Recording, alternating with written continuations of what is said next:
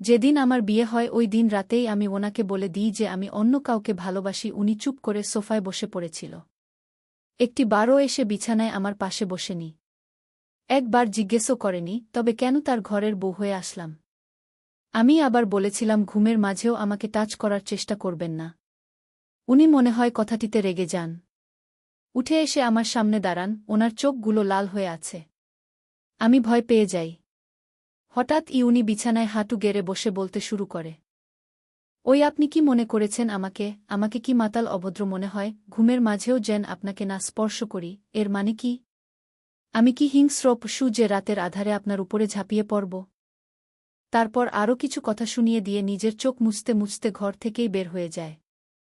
আমি বিছানা ছেড়ে উঠে গিয়ে জানালা দিয়ে বারান্দার দিকে তাকাই, দেখি উনি নীরবে বসে আছেন। আর একটু পর পর চোখ মুছতে ব্যস্ত। বিয়ে ঠিক হওয়ার পরে ভাবির মুখে শুনেছিলাম, ছেলেটা খুব ভালো, অবন্তী দেখো তোমাকে অনেক আগলে রাখবে, জীবনে অনেক সুখে থাকবে। তখন ভাবির কথাটা তেমন আমলে নেইনি। কিন্তু যখন ওনাকে কাঁদতে দেখি তখন ভাবতে থাকি একটা ছেলে মানুষও এভাবে কাঁদতে পারে। আমি যতটুকু জানতাম বিয়েটা ওনার মায়ের পছন্দেই হয়েছে। হয়তো ভাবছে আমার যে ওকে পছন্দ নয় এটা যদি ওনার মা জানতে পারেন তবে খুবই কষ্ট পাবেন। ওনার মা ক্যান্সারের সাথে লড়ছিল, কবে মারা যায় কোনো ঠিক নেই। তাই সব সময় আমাকে বলতো, আমাকে আপনার পছন্দ না এটা ঠিক আছে, তবে প্লিজ যতদিন আমার মা বেঁচে আছে আমার মায়ের খেয়াল রাখবেন। কখনো মায়ের অয়ত্ন করবেন না। উনি কথাটা এত করুণভাবে বলছিল যে আমার নিজেরই কান্না পাচ্ছিল। উনার চোখেও বেদনার জল ঝলমল করছিল। চোখের পানি আড়াল করতে উনি আমার সামনে থেকে চলে যায়। আড়ালে গিয়ে চোখ মুছতে থাকেন। একদিন উনি তাড়াতাড়ি বাসায় ফিরে আসেন। আমি তখন আমার বয়ফ্রেন্ডের সাথে ফোনে কথা বলতেছিলাম। উনি এত তাড়াতাড়ি দৌড়ে ঘরে ঢুকেন যে আমি আর ফোনটা রাখার সুযোগ পাইনি। উনি রুমে ঢুকেই আমার হাত থেকে ফোনটা টান দিয়ে নিয়ে যায়। তারপর স্ক্রিনে কল রানিং দেখে ফোনটা এত জোরে আছাড় দেন যে ডিসপ্লে গুঁড়া হয়ে যায়। তারপর প্রচুর রাগে বলতে শুরু করেন, আপনার বাবা আপনাকে বিনে টাকায় এ বাড়িতে পাঠায়নি। দেনমোহর এর 2 লাখ টাকা দিতে হয়েছে, বিয়ের গয়না আর অন্য খরচ বাবদ প্রায় 4-5 লাখ টাকা খরচ হয়েছে। 10 বছরের সব জমানো ভালোবাসা আর টাকা দিয়ে তারপর আপনাকে এই বাড়িতে এনেছিলাম। এর কোনো শুকরিয়া আপনি আদায় করেছেন? কি চেয়েছিলাম আপনার কাছে? মোহরানার টাকা পরিশোধ করার পর আপনার উপরে আমার সম্পূর্ণ হক ছিল, তবুও এক মুহূর্তের জন্য আপনাকে স্পর্শ করিনি।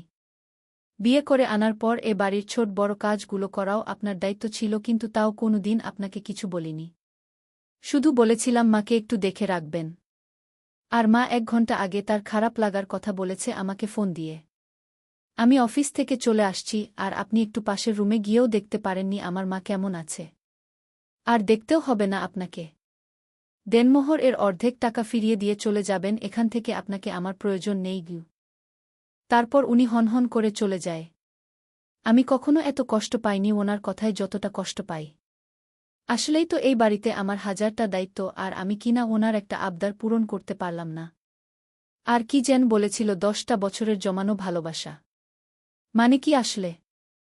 যেদিন থেকে যৌবনে পদার্পণ করেন তখন থেকেই যে ব্যক্তি অনাগত স্ত্রীকে ভালোবাসাতে পারেন, আমি কিনা তাকে একটি বারের জন্য ও ভালোবাসতে পারিনি। তার একটা আবদার ও পূরণ করতে পারিনি।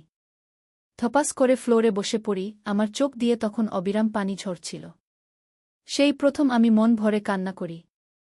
হঠাৎ করে মাইক্রোবাস এর দরজা টানার আওয়াজে আমার হুঁশ ফিরে। তাড়াতাড়ি ঘর থেকে বের হই।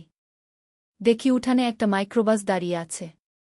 আর উনি আম্মা, শাশুড়ি মা কে কোলে নিয়ে ঘর থেকে বের হচ্ছেন। কি হয়েছে দেখার জন্য দৌড়ে যাই। দেখি আমার শাশুড়ির গান নেই। বুঝতে বাকি রইল না যে উনি অসুস্থ হয়ে পড়েছেন। আমি উনাকে কেবলবু আমিও যাব কথাটা বলেই দৌড়ে রুমে চলে আসি। তাড়াতাড়ি বোরকাটা পরে রুম থেকে বের হই। আম্মাকে গাড়ির পিছনের বড় সিটটাতে লম্বা করে শোয়ানো হয়েছে, আর মাথাটা আমার স্বামীর উরুর রানের উপরে রাখা। আমিও গাড়িতে উঠে পড়ি। গিয়ে ওনার পাশে বসে বলি, গিয়ে আপনি সামনে চলে যান, আম্মার মাথাটা আমার কোলে দিন। উনি কোনো কিছু না বলে আমার দিকে রক্ত চোখে তাকান। উনার চাওয়াতে নিষেধ স্পষ্ট। বাধ্য হয়ে আমি পিছনের সিটে গিয়ে বসে পড়ি।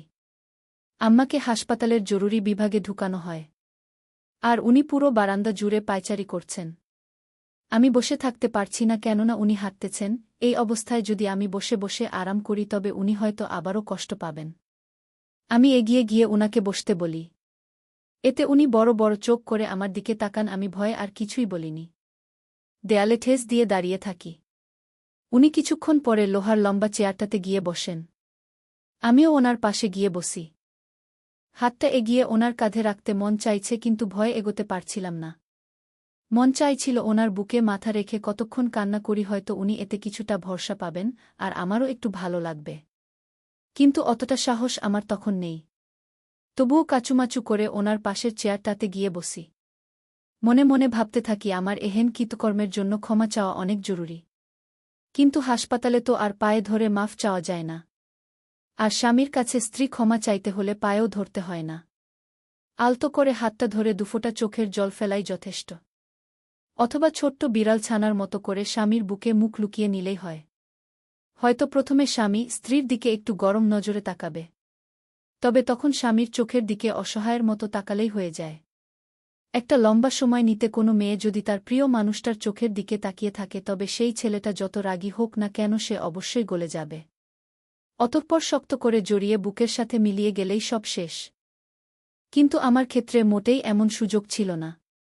কেননা ওনার সাথে আমার স্বামী স্ত্রীর কোনো সম্পর্কই ছিল না।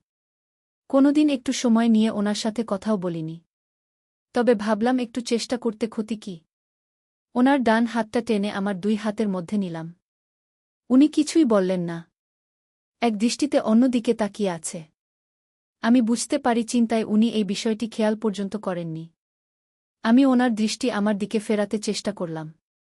ওনার হাতটা শক্ত করে আমার দুহাতের তালুর মধ্যে নিলাম। তাতেও কোনো কাজ হয়নি দেখে আমি নিজেকে ওনার একদম কাছে নিয়ে গেলাম। ওনার কাঁধে মাথা রেখে ওনার বাহুটা জড়িয়ে ধরলাম। এবার উনি আমার দিকে তাকাল। আমিও ওনার চোখের দিকে তাকিয়ে নিজের ঠোঁটগুলো বারবার বাঁকাতে লাগলাম আর ঘন ঘন ঠোকর গিলতে গিলতে একটা করুণ দৃষ্টিতে ওনার দিকে তাকিয়ে রইলাম। উনি কি ভাবল জানি না। একটা দীর্ঘশ্বাস ছেড়ে চোখের পাতা দুটো এক করতেই কয়েকটি ফোঁটা জল গড়িয়ে পড়ল। উনি বাম হাতে চোখ মুছে নিয়ে আমার হাতের তালুর পিঠটা চেপে ধরে রাখল। আমার কাছে তখন কেমন লাগছিল সেটা আমি আজও কল্পনা করতে পারি না। কোনো একটা অজানা অনুভূতি এসে গ্রাস করছিল আমাকে। ওটাই ছিল ওনার প্রথম স্পর্শ। প্রিয় মানুষটার কাছে প্রতিটা নারী হয়তো এমন একটা স্পর্শের আশায় থাকে। তবে আমাদের মধ্যে একে অপরের প্রিয় হওয়ার মতো কোনো সম্পর্কই তখন নেই। তাই ওই সব কিছু মিলিয়ে এক অন্যরকম অনুভূতি হচ্ছিল আমার। কিন্তু সেটা বেশিক্ষণ স্থায়ী হয়নি। পরক্ষণেই উনি আমার কাছে থেকে নিজেকে ছাড়িয়ে নিলেন। চেয়ার ছেড়ে উঠে সামনে চলে গেলেন। আমি অবাক চোখে ওনার দিকে তাকিয়েছিলাম। উনি একবারের জন্যও আর আমার দিকে ফিরে তাকায়নি। একটু পর ডাক্তার রুম থেকে গোমরা মুখে বেরিয়ে আসে। আমার স্বামী দৌড়ে ওনার কাছে যান। উৎসুক দৃষ্টি তাকিয়ে থাকেন ওনার দিকে। ওনার সেই করুণ দুচোখের দৃষ্টি আজও আমার চোখে ভেসে উঠে। অতঃপর ডাক্তার ওনার কাঁধে হাত রেখে কিছুক্ষণ সময় নিয়ে আস্তে আস্তে কিছু একটা বলতে থাকে। আমিও উঠে সেখানে যাই শোনার জন্য। কিন্তু ডাক্তারের যা বলল তা শোনার জন্য আমরা কেউ প্রস্তুত ছিলাম না। পরবর্তী সকল পার্ট আমার পেজ দিয়ে দিচ্ছি, এখনই পড়তে চাইলে অবসফায়েন এই নীল লিখায় চাপ দিয়ে পেজ লাইক ফলো করে পড়ে নিন। পেজ লাইক ফলো না করে খুঁজলে পাবেন না, অনলি ফলোয়াররাই পাবেন।